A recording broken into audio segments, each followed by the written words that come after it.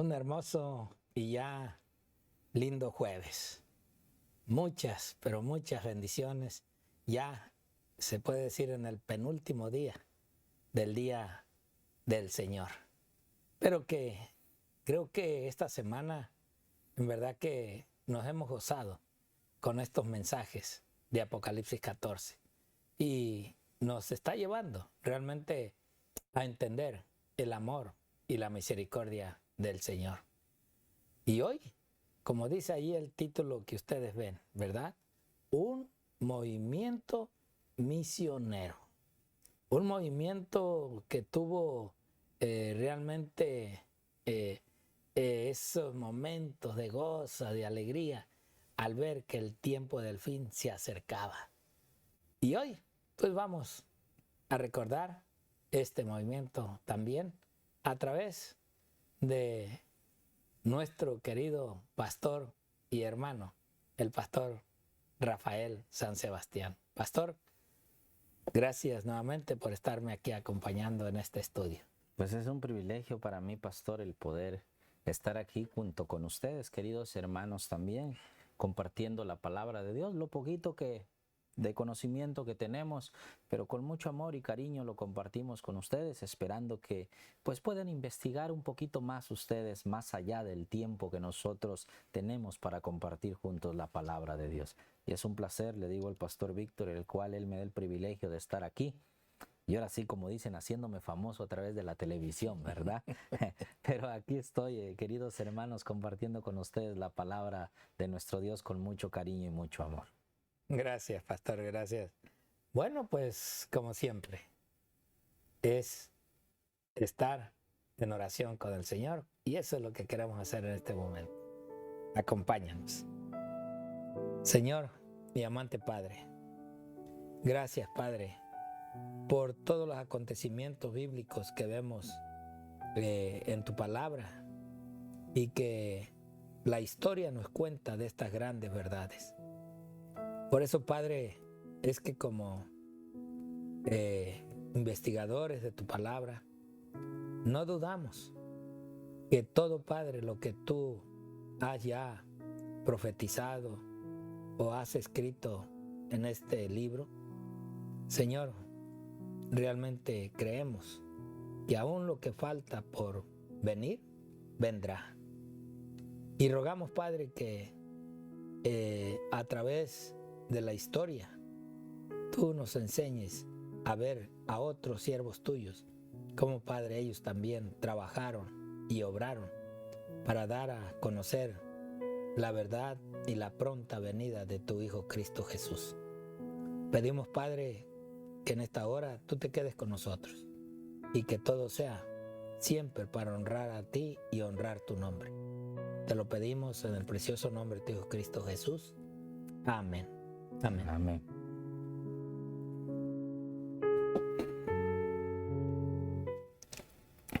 Pastor, pues vamos a hablar un poquito de lo que viene hablando hoy. Hoy no trae, si ustedes se dan cuenta, ningún versículo. Bueno, sí trae, ¿verdad? Con referente a lo que nos dice Apocalipsis 14:6, Hechos 1:8 y Mateo 24:14. Pero aquí hay una bonita historia, queridos hermanos, que quiero hablar con ustedes de un personaje en el cual nos habla aquí, ¿verdad? La lección. Nosotros, la lección de este día, como ustedes pueden ver en pantalla, hoy jueves 13 de abril, lleva por título Un movimiento misionero. Y ese movimiento, queridos hermanos, surgió allá en la época del siglo XVIII, ¿verdad? Allá en los años 1800, cuando un joven que había salido de la guerra y todo eso, que era Miller, ¿verdad? Empezó a estudiar las Sagradas Escrituras y empezó a compartir el mensaje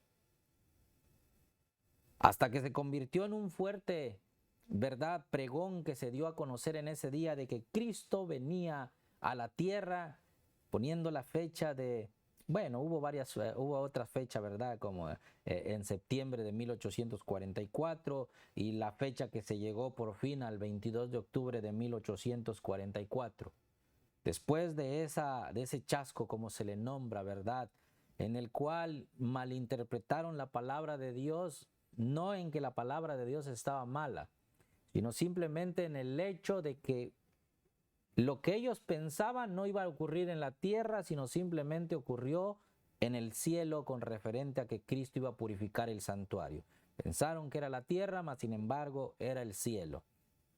Y hay mucho que estudiar referente al santuario, hermano, que muchos nos atacan referente a ese punto de doctrina, ¿verdad? Pero si tú te mantienes firme y fe, estudiando diligentemente la palabra de Dios, con la pura palabra de Dios, ahí está porque nosotros creemos que somos un movimiento profético, y ese debería ser nuestro legado, también un movimiento misionero para toda la eternidad, el tiempo que Dios nos mantenga con vida en esta tierra, y que nuestro legado pueda seguir con muchas otras personas. Nos habla de un personaje que en 1874, cuando la Acción General envió el primer misionero a Europa, ese personaje dice que Elena de White consideraba que John Andrews, estamos hablando de John Andrews, Juan Andrews, ¿verdad?, era el hombre más capaz de nuestras filas, dice. Andrews hablaba al menos 7 idiomas, podía repetir el Nuevo Testamento de memoria y conocía la mayor parte del Antiguo Testamento. Esto nos dice la lección, ¿verdad? Era un erudito brillante, un escritor prolífico, un predicador poderoso y un teólogo competente. Y la pregunta que trae aquí, queridos hermanos, que ya vimos cómo era Andrews respecto a su vida personal, dice, ¿por qué enviar a un hombre así a un lugar donde había muy pocos creyentes? Podríamos decir, no, pues esa persona pues hay que enviarla mejor donde está toda la congregación para que ahí le saquen todo el jugo, ¿verdad? Podríamos decir así, para que su conocimiento que tiene lo pueda compartir. Pero ¿qué dice? ¿Por qué enviar al hombre más capaz que tenía un campo misionero desconocido? ¿Por qué? ¿Y por qué él estuvo dispuesto a ir? Preguntas, ¿verdad?, que nos hace la lección aquí. Ustedes pueden seguir investigando más con respecto a la vida de John Andrews, ¿verdad?, o Juan Andrews. Pero dice aquí la lección, su esposa había muerto unos años antes. ¿Y qué es lo que quería él? Si nos damos cuenta, ese hombre capaz con todo lo que él sabía, que dijo, no, vamos a predicar este evangelio. Vamos a ver, a compartirlo, como dice Apocalipsis capítulo 14, que venimos viendo, ¿verdad?, ahorita del versículo 6 en adelante, del mensaje de los 3 ángeles. Me imagino, ¿verdad?, en la mente de John Andrews. No lo es, le los digo de todo corazón, yo no he investigado todo lo de John Andrews, ¿verdad? Me acuerdo lo que me han dicho por pedacitos, pero ahora me voy a tomar la libertad de investigar más referente a este personaje, ¿verdad?, que debemos de conocer más. Lo imagino que hizo, ya se murió mi esposa, la amo tanto, mejor vámonos a predicar este evangelio para que Cristo venga pronto ya y podamos volver a verlos, a juntarnos nuevamente, ¿verdad?, cuando Cristo nos resucite, ¿verdad? Eso es lo que habrá dicho él. Por eso, ¿verdad?, dice aquí, ¿por qué estuvo dispuesto a ir? Su esposa había muerto unos años antes. ¿Por qué estuvo dispuesto a dejar atrás a familiares y amigos en Estados Unidos y navegar con sus 2 hijos a una tierra desconocida, arriesgando todo por causa de Cristo? Solo hay una razón, dice. Y esa razón, dice, creía que Jesús vendría pronto. Lo que yo les comentaba, ¿verdad?, con respecto a lo que nos dice Apocalipsis 1:1, ¿verdad?, cuando empezamos a verlo ahí. He aquí yo vengo pronto, nos dice, ¿verdad?, la palabra de Dios. Dice que él creía que vendría pronto, que el mensaje de la verdad para los últimos tiempos debía llegar al mundo entero. Eso lo creía él. Durante toda nuestra historia, los mejores y más brillantes han viajado hasta los confines de la tierra. Eran maestro, personal médico, eran pastores, agricultores, mecánicos, carpinteros y comerciantes de todo tipo. Algunos eran empleados de la iglesia, pero muchos no. Eran laicos que creían que Jesús vendría pronto, hermanos. La pregunta es entonces nosotros, para no abarcarnos tanto en esto, ¿verdad?, en la palabra de Dios. ¿Tú qué profesión tienes? Me podrías decir, no, pues yo no soy... Simplemente soy un ama de casa, soy un empleado normal, ¿verdad?, y común y corriente, podríamos decirle así, ¿verdad? Que voy a mi trabajo, desempeño mi trabajo y regreso. No soy un profesionista. Y si lo eres, pues también, ¿verdad? Pero yo lo que voy es esto aquí. ¿Qué estamos haciendo nosotros, hermanos, para compartir el mensaje como vemos este personaje aquí? ¿Por qué estuvo dispuesto a ir? Yo les dije que probablemente, ¿verdad? Fue porque pues, su esposa había muerto y él decía, vamos a predicar el evangelio. Pero la respuesta que da aquí es un poquito más bonita lo que nos dice la lección. Siempremente había una razón y esa razón es la que nosotros nos debe de llevar a compartir el mensaje. Creía que Jesús vendría pronto. ¿Qué tanto nosotros creemos que Jesús viene pronto? Miren, fíjense bien la pregunta. ¿Qué tanto nosotros creemos que Jesús viene pronto? No es lo mismo decir, yo creo, ¿verdad? Sí, Jesús viene pronto, pero no sabemos ni qué pronto. Pueden pasar 1, 10, 20, 30, 40 años. Y todo lo que estamos viendo en nuestro día no nos dice que Jesús viene pronto, hermanos. No estamos viendo que se están cumpliendo todas las profecías en las cuales nos habla la palabra de Dios. ¿O vamos a seguir con esa venda que nos ha metido el enemigo para no creer?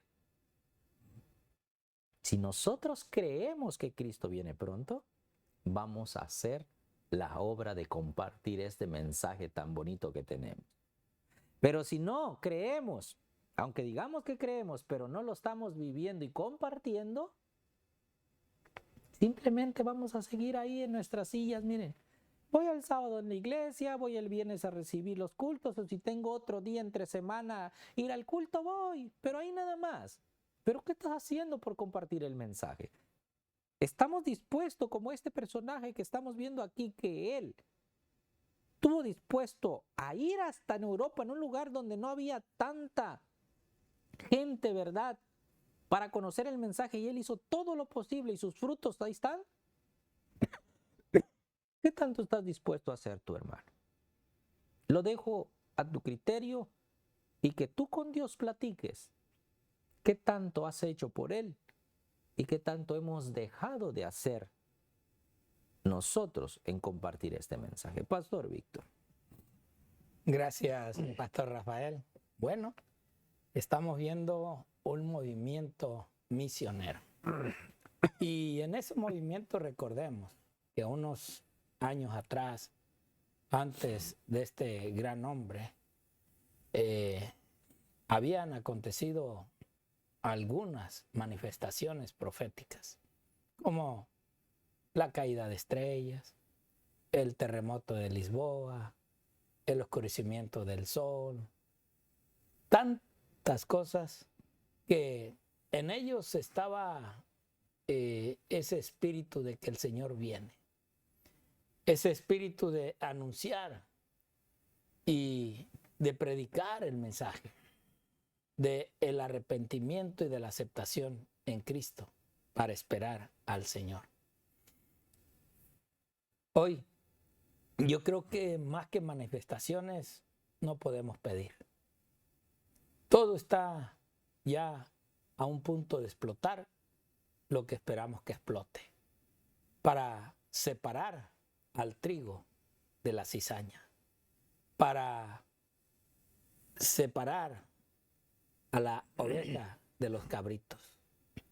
Todo está llegando a su límite donde solamente vamos a poder ver dos grandes grupos, en los cuales unos estarán sirviendo a la palabra del hombre, mientras el otro grupo estará viviendo y esperando en lo que ha esperado la palabra de Dios. Por eso, hermanos, hoy Dios sigue llamando misioneros, hombres que en realidad se entreguen y hagamos la obra que Dios nos ha encomendado. Veamos esta primera cita de Elena G. de White, Obreros Evangélicos. Vosotros los que profesáis estar proclamando el último solemne mensaje de misericordia al mundo, ¿cuál es vuestra experiencia en el conocimiento de la verdad y cuál es su efecto sobre vuestros corazones? ¿Testifica por Cristo vuestro carácter? ¿Podéis hablar de la influencia refinadora, ennoblecedora y santificadora de la verdad tal cual es en Jesús? ¿Qué habéis visto? ¿Qué habéis conocido del poder de Cristo? Esta es la clase de testimonio que pide el Señor y por cuya falta sufren las iglesias. ¿De qué sufren? Del testimonio de los cristianos, de que en realidad el mensaje que tenemos y conocemos, lo vivamos.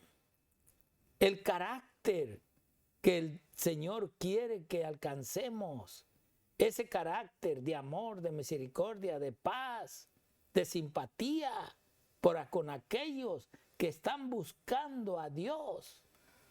Por eso ella dice, sin una fe viviente en Cristo como Salvador personal, es imposible hacer sentir vuestra fe a un mundo escéptico.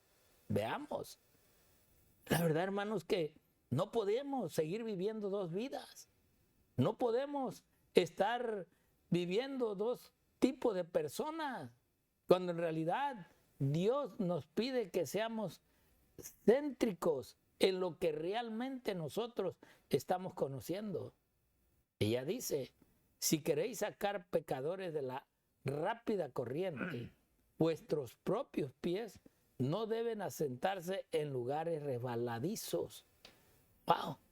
Eso me recuerda cuando yo me resbalé, ¿verdad?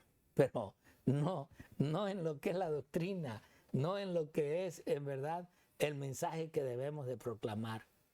La verdad que tenemos, hermanos, que buscar un piso firme donde podamos avanzar con la verdad que a través del Espíritu Santo el Señor nos da.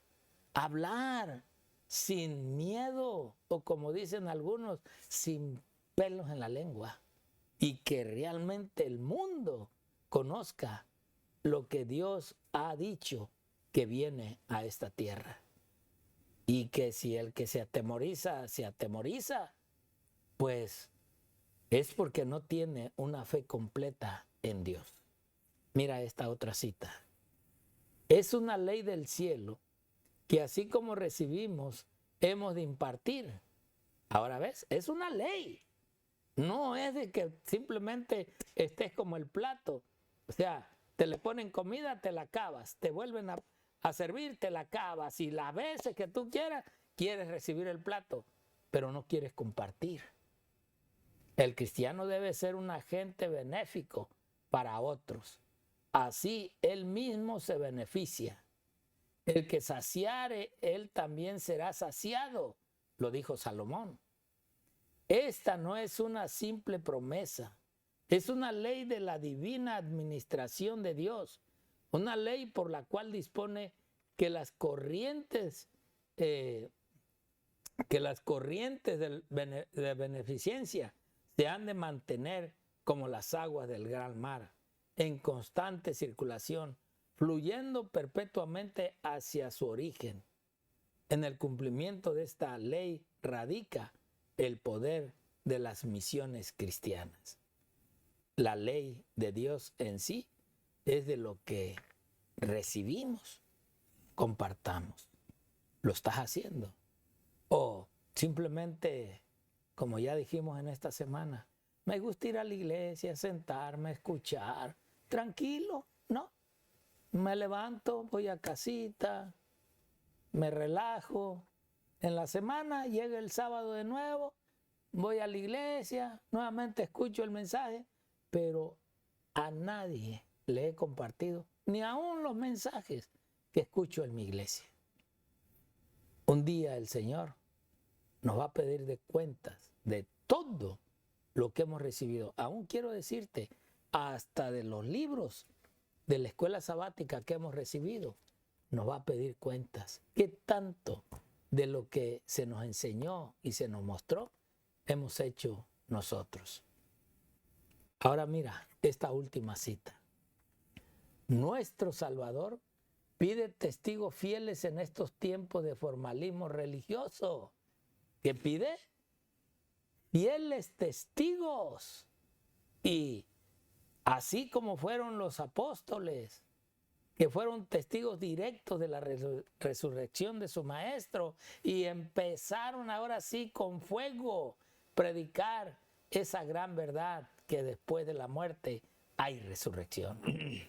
Pero cuán pocos aún entre los que profesan ser embajadores de Cristo están listos para dar un testimonio fiel y personal por su maestro. Muchos son los que pueden decir lo que hicieron, osaron, sufrieron y disfrutaron los hombres grandes y buenos de las generaciones pasadas. Muchos se vuelven elocuentes al presentar el poder del Evangelio que habilitó a otros para regocijarse en penosos conflictos y para quedar firmes contra fieras tentaciones. Pero al par que son tan ardorosos en cuanto a presentar a otros cristianos como testigos por Jesús, no parecen tener ninguna nueva ni oportuna experiencia propia que revelar. ¿Por qué, hermanos? Porque no hay la práctica. No, o sea, estudio para doctor, pero no la ejerzo. ¿Y por qué? Porque nunca quise hacer la práctica. ¿Qué clase de doctor voy a ser si, aunque estudié y tengo en sí el conocimiento de la letra, el teórico, pero no tengo el práctico? Así hay cristianos, predicadores, evangelistas, de toda índole, como dice la sierva del Señor, que relatos muy bonitos, pero que la experiencia en Cristo no la hay. ¿Sabes por qué? Porque nunca quisieron salir al campo a llevar en su vida el conocimiento que Dios les dio. Por eso nosotros no podemos quedarnos así. Nosotros, al conocer estas verdades, hermanos, tenemos que ir a mostrar y enseñar al mundo que hay un Dios vivo y que hay una esperanza de fe y de salvación para vida eterna. ¿Qué clase de cristiano eres tú? ¿Cómo te calificas? ¿Crees en verdad lo que dice la Escritura? Pues no hay más que creer y actuar. Dios te bendiga y el Señor te guarde.